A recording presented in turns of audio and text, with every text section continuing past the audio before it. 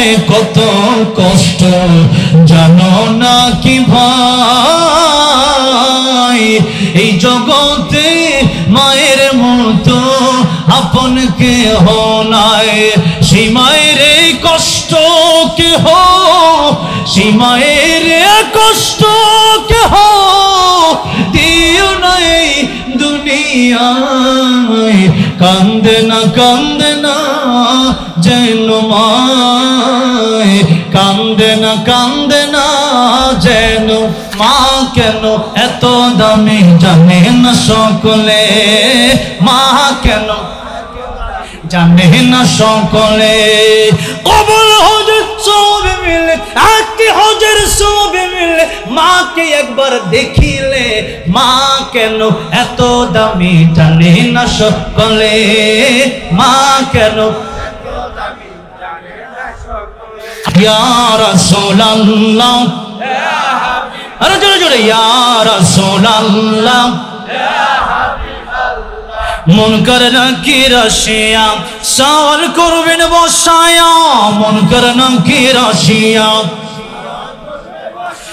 দিও গো নবীজি পর্দা উঠাইয়া ইয়া রাসূলুল্লাহ ইয়া হাবিবাল্লাহ ইয়া রাসূলুল্লাহ ইয়া হাবিবাল্লাহ গজল গাইলে আর কি ওয়াজের ইয়াটা শেষ হয়ে যাবে তাই অল্প সময়ের ভিতরে একটু একদিন মাটির ভেতরে হবে ঘর রে মন আমার কেন বন্ধ দলন ঘর রে মন আমার ও একদিন মাটির ভেতরে হবে ঘর রে মন আমার কেন বন্ধ দালান ঘর রে মন আমার প্রাণ পাখি উড়ে যাবে পিঞ্জর ছেড়ে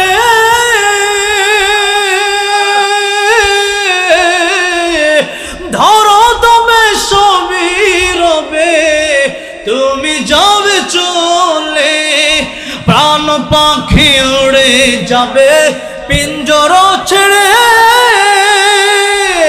ধরো তুমি সবই রবে তুমি যাবে চলে বন্ধু বান্ধব যত মাতা পিতা তোরা সুত সকলে হবে তোমার পর রে মন আমার কেন বন্ধ রে মন আমার কেন ও একদিন মাটির ভেতরে হবে ঘর রে মন আমার কেন বন্ধ আল্লাহু আকবার কি সুন্দর সবাই গাইতেছে আলহামদুলিল্লাহ বলে হ্যাঁ লিল্লাহিত তাকবীর লিল্লাহিত তাকবীর আল্লাহু আকবার আসুন আরেকটু সামনের দিকে যাই ভাইরা আমার নবীজি একটা কথা বললেন ও পৃথিবীর মানুষরা তোমাদের তিনটা ভাই কয়টা ভাই তিনটা ভাই এক নম্বর তোমার ভাই হইল এই জমি জামা মনে করো তোমার সম্পদ বলেন তো সম্পদগুলা কি আসলে আমাদের না অন্যের এই যে সম্পদ পাইছি দাদা রেখে গেছে মনে করেন এরপরে দাদা দিছে আমার বাপের কাছ থেকে পৈতৃক সম্পত্তি পাইলাম যে বলেন এই সম্পত্তি কি আমরা বানাইছি না পরের জায়গা এটা পরে আবার যদি আমি চলে যাই এই সন্তান কিন্তু আমার সন্তানের ভাগে চলে যাবে ঠিক না ঠিক বলেন আরেকজন কই বলছেন পরের জায়গা পরের জমি স্টেজে সব শিল্পী বসে রয়েছে যেরকম মারহাবা পরের জায়গা পরের জমি ঘর বানায় আমি রই আমি তো সে পরের জায়গা পরের জমি ঘর বানায় আমি রই আমি তো সেই ও সেই ঘর খানা জল জমিদারি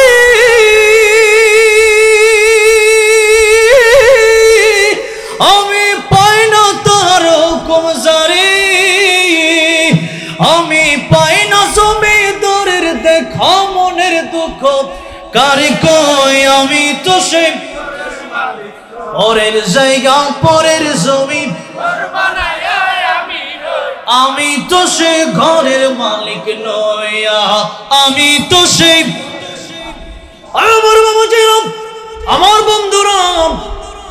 এই ঘরের মালিক আসলে আমি না, 3.5 হাত মাটির ঘর ছাড়া আর কোনো কিছুই আমার না। নবীজি বলেন, এ বনি আদম, তার এমন চাহিদা, বনি আদমকে যদি একটা পৃথিবী দিয়ে দেওয়া হয়, এই পৃথিবী দেওয়ার পরে সে খুশি হবে না। এক্সাম্পল যেমন ডোনাল্ড ট্রাম্প, সে আমেরিকা পায় শুধু খুশি না, তার পুরা দুনিয়া লাগবে এমন মনে হয় মাঝে মাঝে তার কথায়। যেমন নরেন্দ্র মোদী, উনি ইন্ডিয়া পায় খালি খুশি না, মাঝে মধ্যে মনে হয় যে বাংলাদেশটা ইন্ডিয়ার লোক মিলালাই তাহলে খুশি হয়। তাহলে কোন তো এরা পৃথিবীটা পাইও খুশি। নবীজি বলেন, বনি আদম বলেন, এর যদি একটা মাঠ ভর্তি সোনা দেওয়া হয়, একটা মাঠ ভর্তি সোনা পায় সে খুশি হয় না। আরেকটা মাঠ সোনা যদি হইতো, 1 বিঘা জমির মালিক হইছে, হ্যাঁ কই আরেক বিঘা যদি ঢাকায় হইতো, গাজীপুর তো আছেই, ঢাকা যদি গুলশানে একটা মোটামুটি ভালো হইতো। আবার দেখবেন যাদের গুলশানে বাড়ি আছে, তুমি চিন্তা করে কানাডায় যদি একটা খুলে লাইতারি বাড়ি, আর কে ঠেকায় আমার, সেরকম ঠিক না বেন? ঠিক, লোভ শেষ হয়। আমার নবী ডেকে বলেন, এরকম মান পড়তে শোনা কেন? তেমন পৃথিবী দিল বনি আদম খুশি হবে না। তার মন ওই দিন ভরবে, তার পেট ওই দিন ভরবে যেদিন সে 3.5 হাত মাটির ঘরে যাবে। সেদিন বলবে, আর কিছুদিন নাই, কই গাজীপুর, কই কোনা বাড়ি, কই 5 তলা, কই গাড়ি, কই বাড়ি, আরে কিছুদিন নাই। সেই দিন তার পেট ভরে যাবে, তার বলবে আর কিচ্ছু লাগবে না, আল্লাহ এই কবরটা যেন আমার শান্তি হয়ে যায়। আমাদের বলেন আমিন।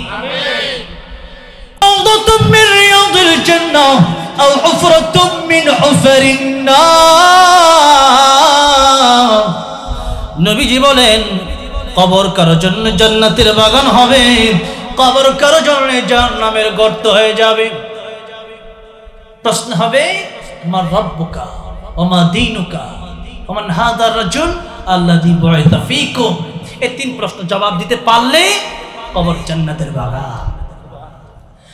আল্লাহর পরিচয় যদি দিতে পারেন, রবের পরিচয় যদি দিতে পারেন, আর সেই জায়গায় যদি দ্বীন ইসলামের পরিচয় যদি দিতে পারেন, আমার নবীর চাম তারাই চিনবে যারা আমার নবীর পাগল ছিল।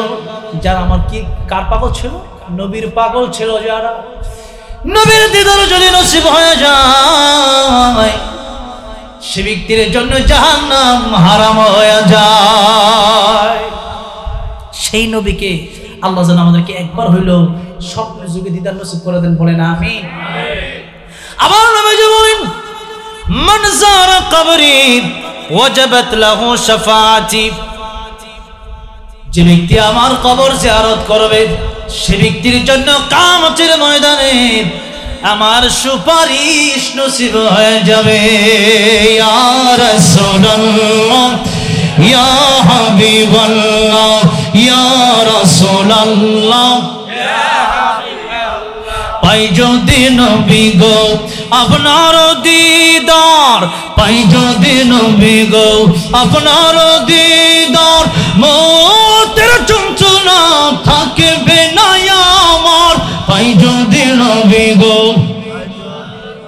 আপনার দিদার, মরণের যন্ত্রণা থাকিবে না আমার।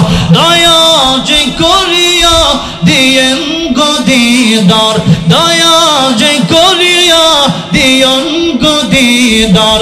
ইয়া রাসূলুল্লাহ, আরে জোরে জোরে, ইয়া রাসূলুল্লাহ, মুনকার নাকির আসিয়া সওয়াল করবেন বসায়া, মুনকার নাকির আসিয়া দিও গো নবীজি পর্দা উঠাইয়া, দিও গো নবীজি পর্দা উঠাইয়া, দেখিব তোমায় নয়ন ভরিয়া, দেখিব তোমায়। ইয়া রাসূলুল্লাহ, ইয়া হাবিবাল্লাহ, বলেন ইয়া রাসূলুল্লাহ, ইয়া হাবিবাল্লাহ, নবীর মুহাব্বতে ইয়া রাসূলুল্লাহ, ইয়া হাবিবাল্লাহ, ইয়া রাসূলুল্লাহ, ইয়া হাবিবাল্লাহ। আমার ভাইরা, আমার বাবাজিরা, আমার নবী ডেকে বলছেন, ও পৃথিবীর মানুষ, কবরে যেদিন শোয়া দেওয়া হবে, এই সম্পত্তি তোমার সাথে আসবে না, বাড়ি গাড়ি তোমার সাথে আসবে না, আমি নবী কিন্তু তোমার সাথে থাকবো। সুবহানাল্লাহ জোরে বলে। এই বাড়ি গাড়ি তোমার সাথে আসবে না, তাহলে 1 নম্বর বাই হলো তোমার সম্পদ। এবার নবী বলেন, তোমার 2 নম্বর বাই হলো তোমার আত্মীয় স্বজন। 2 নম্বর ভাইয়ের নাম কি? আরে দুনিয়ায় যত টাকা পয়সা ইনকাম করি স্ত্রীর জন্য, পুরুষ বাসে অন্যের জন্য, পুরুষ বাসে অন্যের জন্য। এই পুরুষ নারীর জন্য ইনকাম করে, মা বাবার জন্য ইনকাম করে, সন্তানের জন্য ইনকাম করে।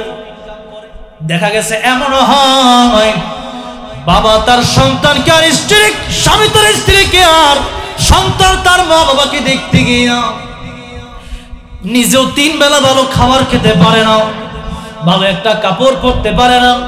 সন্তানের জন্য বাবা ভালো ভালো ঈদের কাপড় কিনতে গিয়া ঈদের সময় দেখা যায় বাবা ওই 3 বছর 4 বছর আগে জুতা নিয়া, আর মা ওই 3-4 বছর আগের শাড়ি পরে পরে ঈদ করে।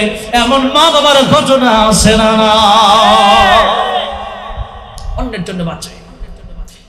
আহারে, নবী যে একদিন কবরের পাশে দিয়ে যাচ্ছেন, আমার নবী তো কবরের আযাব দেখতেন। কবরের আযাব তিনি দেখলেন যে একটা যুবকের কবরের আযাব হয়।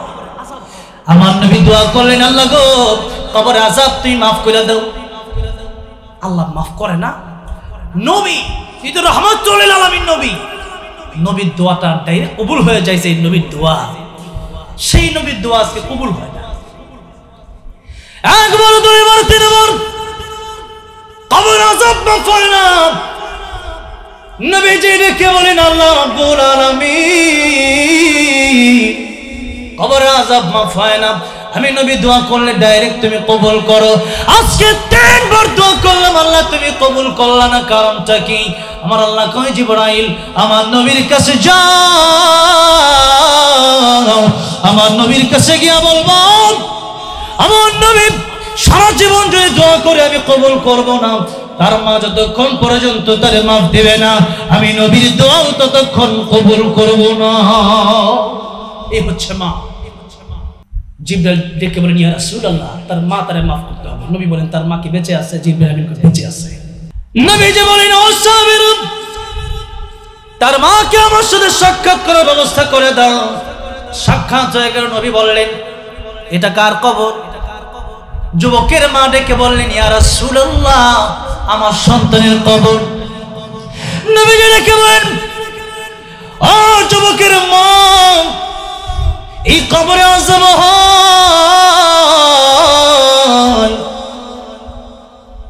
আমি নবী তো কবরের আযাব দেখি, আপনি তো দেখেন না। মহিলা, এটা কি তোমার সন্তান? আসলেই বলে, হ্যাঁ। আমার নবী তো রহমতের নবী, আমার নবী সইতে পারেন না। দেখে বলেন, যুবকের মারে, তোমার এই সন্তান কি তোমার সাথে কোনো বিয়াদবি করেছে? মহিলা ডেকে বলে, ইয়া রাসূলুল্লাহ, এই সন্তানটা স্ত্রীর পক্ষ নিতে গিয়ে একদিন আমাকে আঘাত করেছিল। সে আঘাত এখনো পর্যন্ত আমি বলি নাই গো নবী। ইয়া রাসূলুল্লাহ, ইয়া হাবিবাল্লাহ, তার কবরে আযাব হইলে হোক, আমি তারে মাফ করব না। আমার নবী কই, যুবকের মারে, তুমি তো কবরে আযাব দেখো না, তোমার সন্তানের কবরে আযাব দেখলে মনে হয় তুমিও সইতে পারবা না। আমার নবী তার উম্মতের জন্য কত মায়া রে। আমার নবী ডেকে বললেন, ও যুবকের মা, তুমি কি তারে মাফ করবা না? মহিলা ডেকে বলে, ইয়া রাসূলুল্লাহ, তারে আমি মাফ করতে পারবো না। আমার নবী আমার আল্লাহকে ডেকে বললেন, ও আল্লাহ, এই মহিলাকে আমাকে যেমন তুমি কবরে আযাব দেখাচ্ছ, আমার নবী একদিন বললেন, আমার মনে হয় আমার উম্মতকে আমার আল্লাহর কাছে আমি দোয়া করি, এই উম্মতকে যেন আল্লাহ কবরে আযাব দেখার সুযোগ দিয়ে দেয়। কিন্তু আমি নবী কেন দোয়া করি না জানুনি? কারণ হচ্ছে এই উম্মত যদি কবরে আযাব দেখে, তার মায়ের লাশ নিয়ে কবরে যাবে না, বাবার লাশ নিয়ে কবরে যাবে না, ভাইয়ের লাশ নিয়ে কবরে যাবে না, কবরে আযাবের ভয় যে আমার ভাই কত গুনাহ করছে, এরা যদি কবরে রাখি কবরের চাপ আমি সইতে পারবো না, সাপের কামড় আমি সইতে পারবো না, জাহান্নামের আগুন আমি সইতে পারবো না। সেই কারণে নিজের ভাই নিজের বাইরে কবরে রাখবে না, সন্তান তার মা বাপের কবরে রাখবে না, নাতি তার দাদারে দাদিরে কবরে রাখবে না, নানারে নানিরে তার নাতি কবরে রাখবে না, বাবা মা তার সন্তানকে কবরে রাখবে না। এই জন্য নবী বলেন আমি আল্লাহর কাছে বলিও না, কারণ দুনিয়ার মানুষ সইতে পারবে না। আমার নবী দোয়া করলেন, আল্লাহ এই মহিলাকে তুমি কবর আযাবটা দেখার ব্যবস্থা করে দাও। আমার নবীর দোয়া কবুল হয়ে গেল। এবার আমার আল্লাহ রাব্বুল আমিন ডাক দিয়া বলেন, নবী আমার আপনার দোয়া কবুল করে নিলাম। যেই মাত্র মহিলা দেখলো তার সন্তানের কবরে আযাব হয়, মহিলা চিৎকার মেরে বেহুশ হয়ে গেছে। আল্লাহু আকবার। যেই মাত্র বেহুশ হয়ে গেছে, জ্ঞান ফেরার পরে আবার ডাক দিয়ে বলে, ইয়া রাসূলুল্লাহ, ইয়া হাবিবাল্লাহ, কবরে আযাব যে এত কঠিন আমি বুঝতে পারি নাই। ইয়া রাসূলুল্লাহ, ইয়া হাবিবাল্লাহ, আমার সন্তানের আযাব নিজ চোখে দেখে এটা আমি সইতে পারি নাই। আমি তো মা, যত কষ্ট হোক না কেন এটা আমি আর মনে রাখতে চাই না। ইয়া রাসূলুল্লাহ, আমি মাত্র এই মুহূর্তে মাফ করে দিলাম। যে মুহূর্তে মা সন্তানকে মাফ করে দিছে, সাথে সাথে যুবকের কবরের আযাব বন্ধ হয়ে গেছে। মায়ের চোখে ঝরলে পানি, আল্লাহর আরশ কাইপা যায়, কান্দে না যেন মায়। বলেন না, মায়ের চোখে ঝরলে পানি, আল্লাহর আরশ কাইপা যায়, কান্দে না যেন মায়, কান্দে না যেন। মায়ের মনে কত কষ্ট জানো না কি ভাই, এই জগতে মায়ের মতন আপন কেহ নাই। ঠিক কিনা বলে? মায়ের মনে কত কষ্ট জানো না কি ভাই, এই জগতে মায়ের মতো আপন কেহ নাই। সেই মায়ের কষ্ট কেহ, সেই মায়ের কষ্ট কেহ দিও নাই দুনিয়ায়, কান্দে না যেন মায়, কান্দে না যেন। মায়ের চোখে ঝরলে পানি, আল্লাহর আরশ কাইপা যায়, কান্দে না যেন মায়, কান্দে না যেন। আমার বাবা যেরকম, সেই জন্য মার বাবার সাথে যদি বেয়াদবি করে থাকেন, মার বাবার কাছে মাফ নিতে হবে। সেই মাফ আল্লাহ করবে না, সেই মাফ রাসূল করবে না। আমার ভাইরা, আমার বাবা যারা মার বাবার সাথে যদি কেউ বেয়াদবি করে থাকেন, মাফ চাইতে হবে। মার বাবার কাছে রাজি আছেন না নাই? আমার ভাইরা, আমার বাবা যারা, মা আর বাবার মর্যাদা কত বেশি, একটু কি বলবো 1-2 মিনিট। মা আর বাবা, আমার নবী ডাক দিয়ে বলেন, ও সাবিরা, মার বাবার দিকে যদি একবার তাকানোর কারণে একটা কবুল হজের সওয়াব আল্লাহ দিয়ে দিবেন। আচ্ছা এবার বলেন তো, হজ করা কি সহজ না কঠিন? টাকা পয়সা দরকার আছে, 8-10 লাখ টাকা লাগে। এরপরে যাইতে হয়, পাসপোর্ট করতে হয়, ভিসা করতে হয়, লং জার্নি কইরা বিমান দিয়ে যাইতে হয়। এরপরে দেখা গেছে তওয়াফ করতে হয়, সাই করতে হয়, মিনা যেতে হয়, মুজদালিফায় যেতে হয়, আরাফায় যেতে হয়, কুরবানি করতে হয়, অনেক কাজ। এরপরে হজটা কবুল হয়েছে কিনা তার জানা। আর আমার নবী কয়, মায়ের দিকে একবার তাকাও, কবুল হজের সওয়াব। বাপের দিকে একবার তাকাও, কবুল হজের সওয়াব। আরে ওয়াজ কি 2 ঘন্টা ওয়াজ লাগে নাকি? একটা ওয়াজ 1 মিনিটে এটাই বাড়ি লয়ে যান। ঠিক না ঠিক বলে?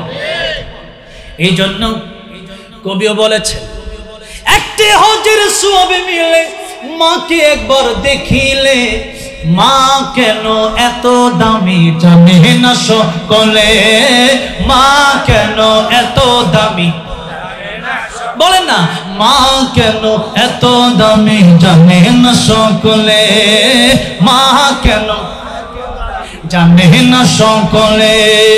কবুল হজের সব মিলে, একটি হজের সব মিলে, মাকে একবার দেখিলে, মা কেন এত দামি জানে না সকলে, মা কেন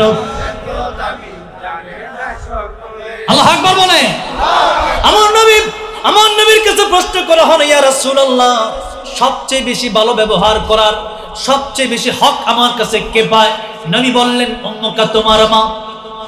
ইয়া রাসূলুল্লাহ, পরে কে? নবী কয় তোমার মা। ইয়া রাসূলুল্লাহ, পরে কে? নবী বলেন তোমার মা। আল্লাহু আকবার।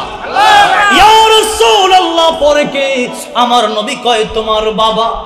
তিনবার বললেন মায়ের কথা, কারণ মা তিনটা জায়গায় যত কষ্ট করছে, বাবা ওই কষ্টগুলো স্পেশালি করে নাই। মা গর্ভধারণের কষ্ট করেছে। মা একটা বাচ্চা যখন জন্ম নেয়, মায়ের মনে হয় মা মরে যাবে। এরপরেও মা যখন মা ডাক্তার শুনে, মায়ের কলিজা ঠান্ডা হয়ে যায়। এই জায়গায় কষ্ট। 2 বছর দুধ পান করানোর কষ্ট, এটাও বাবা সহ্য করে মা করছে। মা 3 বার, এরপরে হইল বাবা। নারীর মর্যাদা এর মাধ্যমে আল্লাহ নবী বাড়াইয়া দিলেন। ওই সময় নারীর মর্যাদা এমন ছিল, আল্লাহ কোরআন শরীফের সূরা নাহলে বলেছেন, তখন এই নারীরা যখন জন্ম নিত, তখন এই কন্যা সন্তানগুলোকে মাটি পুঁতে তাদেরকে দাফন করা হতো। কেউ আগুনে পড়তো আর তারা মুখ কালো করে ফেলত। ওয়াইদা বুশরা আহাদুম বিল উনসা দাল্লা ওয়াজহুহু মুসওয়াদ্দা ওয়া হুয়া কাযীম। আল্লাহ বলছেন, যখন তাদেরকে কন্যা সন্তানের শোষণ মধ্যে হইতো, তখন তারা মুখ কালো করে ফেলতো, মরক্ষণ্য হইতো যে আমার মেয়ে সন্তান হয়েছে। এরকম একটা সমাজ ছিল। আজকে নারীবাদীরা বলে নারীদেরকে ইসলাম ঠকাইছে। কেন? কয় যে ছেলেদেরকে 2 ভাগ দিছে, নারী 1 ভাগ পাইছে, ঠকাইছে। তাহলে আমি আপনাদেরকে জিজ্ঞাসা করতে চাই, ও নারীবাদীরা, হিন্দুদের যখন মেয়ে হয় তাদেরকে কি সম্পদের ভাগ দেওয়া হয়? বিয়ার সময় স্বর্ণ গয়না বেশি দিয়া সালাম আলী দিয়ে বিদায়, যেরকম ঠিক না বেটি? আর ইসলাম যে 1 ভাগ দিছে, এটা শুকরিয়া আদায় করা দরকার না? এখন আরেকটা কথা আছে, আরে নারীদেরকে নিয়ে আওয়াজ করলে, আমি পরশুদিন আমার ওয়াজের সাবজেক্ট ছিল ঢাকা খিলক্ষেত একটা মাদ্রাসায়, দিনের বেলা মাহফিল ছিল, সেখানে সাবজেক্ট ছিল ইসলামী নারীদের মর্যাদা অধিকার। এটা নিয়ে আলোচনা করলে বুঝতেন যে নারীদেরকে আল্লাহ কি সম্মান দিয়েছে। যেই নারীকে তারা মানুষই মনে করতো না, সেই নবী জাইসা বলেন, আল জান্নাতু তাহতা আকদামিল উম্মাহাত, মায়ের পায়ের নিচে জান্নাত। আর মায়ের হক 3 বার বলে এই নারীর মর্যাদা আল্লাহ নবী ইসলাম বাড়ায় দিচ্ছে। সুবহানাল্লাহ। একটা দৃষ্টান্ত দেই, 1:17 বেজে গেছে, ওয়াজ শেষ হবে 1:30টায়, এরপরে গজল, এরপরে আরো বিভিন্ন কিছু বাকি আছে।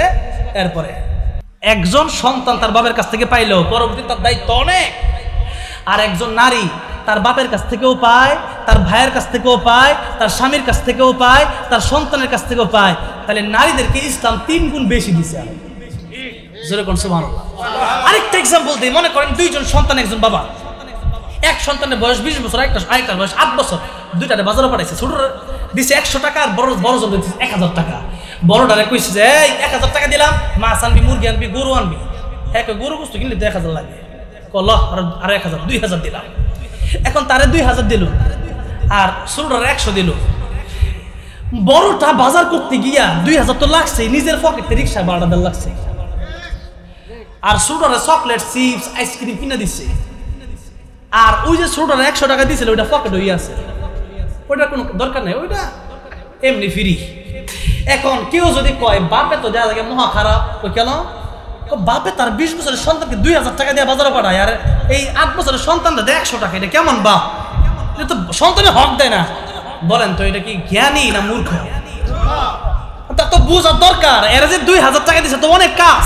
আরে বিয়ার সময় সন্তান যখন বিয়ে করতে যাবে, এই সন্তানের দেনমোহর দেওয়া লাগবে না? দেওয়া লাগবে। নারীর কিন্তু দেওয়া লাগবে না, যৌতুক কিন্তু দেওয়া লাগবে না। এরপর যৌতুক চায়, আর আপনি যদি দেন তাহলে আর কি করা?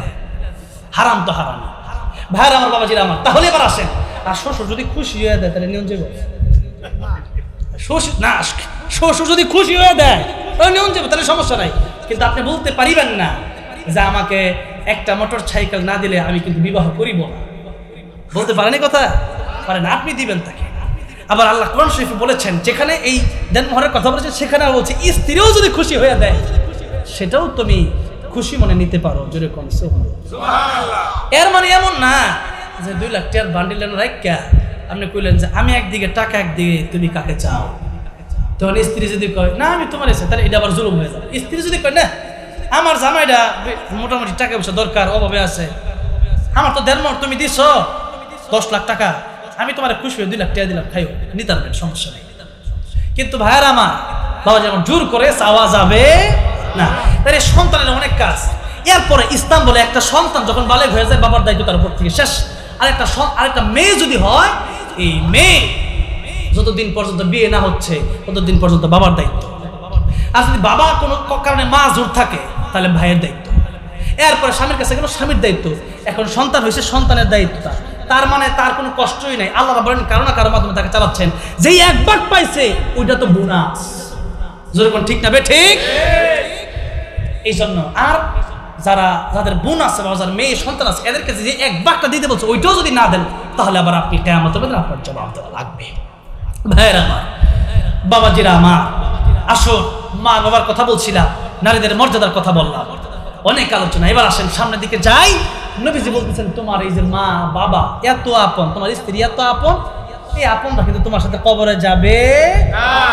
এবার নবীজি বলেন, শেষ কথা, নবীজি বলেন ও দুনিয়ার মানুষেরা, মৃত্যু তোমাদের হবে। আল্লাহ যেহেতু তোমাদের জন্য মৃত্যুকে অবধারিত করে রেখেছেন, কুল্লু নাফসিন যায়িকাতুল মাউত, মৃত্যু যেহেতু সবার গ্রহণ করতে হবে, সেজন্য তোমাদেরকে কবর যেহেতু যেতে হবে, ওই কবরে তোমার একটা ভাই হলো তোমার সম্পদ, কবরে যাবেন, এই সম্পদ নিয়ে কারাকারি শুরু হয়ে যাবে। কথা বোঝেন নাই? সম্পদ নিয়ে কারাকারি শুরু হয়ে যাবে।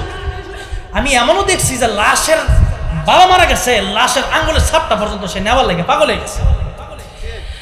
বাবা মারা গেছে, আমার এলাকার ঘটনা, দাফন দিব কি, কেরা জমি কেমনে নিব সিস্টেম করে তাড়াতাড়ি এটা লাগিয়া পাগল হয়ে গেছে, কারো চোখে পানি নাই। আরে আপনার বাপ যখন সম্পত্তিটা কিনছিল নিজে না খাইয়া মিষ্টি খাইতে মন চাইছিল, স্যাপ ফালাইয়া দিছে, কয় না খাইলাম না, কিছে ময়লা ফালাই দিছে। আপনি বাপে এত কষ্ট করে সম্পত্তি জোগাড় করছে, আর আপনি বাপের সুন্দরকে দাফন না দিয়া, আপনি কোরআন শরীফ না পড়াইয়া, বাপের জন্য নামাজ পড়া দোয়া না করিয়া আপনি বলতেছেন যে জমি জামা নিয়ে পাগল হয়ে গেছে। আপনার বাপে যে কামাই করছে কষ্ট হয় নাই? তাহলে দাফন করার সময় একটু মনে হইলো না? মনে করেন কারো বাপের যদি 5 কাঠাই থাকে, ওই 5 কাঠা কিনতে জানা দেন কয় টাকা লাগবে? সারা জীবন ওয়াশ করে 1 কাঠা জমি কিনতে নেই এখন পর্যন্ত। আপনার কি মনে করেন? তাইলে আপনার এই যে জমি জামা কিনতে গেলে দেখা যায় এটা কোটি কোটি টাকার হিসাব হিসাব ভালো একটা জায়গা, বিশেষ করে এই এলাকা জমি কিনতে তো আগুন। তাহলে এলাকা যদি মনে করেন কারো বাপ মারা যায়, এতটুকু চিন্তা করতে যে আমার বাপে খায়া না খায়া আমার লাগে করে গেছে, তাই আমি তো আমার বাপের জন্য নামাজ পড়ে দোয়া করি, কান্নাকাটি করি, ছেলের সাথে দোয়া করলে, মেয়েরা দোয়া করলে আল্লাহ আমার দোয়া করে আমার বাপকে জান্নাতুল ফেরদৌস দিয়ে দিবে। সুবহানাল্লাহ। সেটা না কইরা মারামারি শুরু হয়ে যায়, কখন জায়গা পাবে? কেন এত মারামারি কেন? আপনার বাবা যেমন চলে গেছে আপনারও যাওয়া লাগবে। তাই আমার নবী যে বলছেন সম্পদ তোমার সাথে যাবে না, সম্পদ আরেকজন নিয়ে নিবে, ওয়ারিস নিয়ে নিবে। দামি জিনিস যদি থাকে, যেমন আমার হাতে হইলো আইফোন 17 প্রো ম্যাক্স, বুঝেন তো, মইরা গেলে এই মোবাইলটা নেওয়ার লাগে কিন্তু কারাকারির লোক অভাব নাই। আহারে গড়ি একটা আছে, এটা আগে খুললা লয়ে যাবো, আহারে এত দামি গড়ি লয়ে যাই, গড়ি আবার মাঝে হাদিয়া দেয় তো আমার, এত দামি দামি গড়ি দেয়। এখন চিন্তা করবো যে খালি খুললা ফকড়ে বিড়ালাই পরে জানাজা করবো। এই হইল দুনিয়া। আংটি যদি থাকে দামি আংটি নিয়ে নিবে। আমার নবী বলেন এই সম্পদগুলো নিয়ে নিবে। তো আমার নবী বলেন তোমার কবরে তোমার সন্তান, তোমার স্ত্রী বা তোমার স্বামী বা তোমার বাবা মা তোমার সাথে কবরে আসবে না। তোমার কবরে এই 2 জন ভাই, আরেকটা ভাইয়ের নাম হলো নেকামত। আরেকটা ভাইয়ের নাম কি? আরেকটা ভাইয়ের নাম হলো নেকামত, আরেকটা ভাইয়ের নাম হলো আল্লাহর হুকুম, আরেকটা ভাইয়ের নাম হলো কোরআন, আরেকটা ভাইয়ের নাম হলো আমার নবীর তরিকা, আমার নবীর সুন্নাত, আরেকটা ভাইয়ের নাম হলো কোরআন শরীফ, আরেকটা ভাইয়ের নাম হলো নামাজ, আরেকটা ভাইয়ের নাম হলো রোজা। যত আমল আছে নেক আমল, মানুষ মরে যাবে কিন্তু তার নেক আমলগুলো বেঁচে থাকবে। ঠিক আছে, ঠিক বলে। यहाँ हम सब मुसाफिर हैं, वही आखिर ठिकाना, कोई आगे रवाना है, कोई पीछे रवाना। আসার সিরিয়াল আছে, দাদা বাবা নাতি যাওয়ার কোন সিরিয়াল আছে? সিরিয়াল নাই। এই কোনাবাড়ি যদিও আমি আসছি এত কাছে, থাকার জন্য আসি নাই, আবার চলে যেতে হবে আমার গন্তব্যে। ঠিক তেমনি ভাবে দুনিয়া যারা আসছে থাকার জন্য আসি নাই। ইহা হাম সব মুসাফির হাই ওহি আখির ঠিকানা, এটা আমার মুসাফিরের জায়গা। এখানে মুসাফির হিসাবে আসছি মানে কি আমার ঘর বাড়ি আমার সব উড়াই লইছি নাকি এই জায়গায়? কেন নিয়ে আসি নাই? খালি কোন রকমের কাপড় সাপড়টি লই এসেছি, আর কিছু লই এরকম কেলিগা যে এই কোনাবাড়ি আমার থাকার জায়গা না, আমি থাকি বুট বাজার। আমি থাকি কই? বুট বাজার। তাহলে বুট বাজার থাকলে কোনাবাড়ি আসলে আমি জানি যে এখানে একটু পরে আবার যাওয়া লাগবে। তো এখন দুনিয়াটা হইলো এমন যে এখানে আসলে থাকার জন্য আসি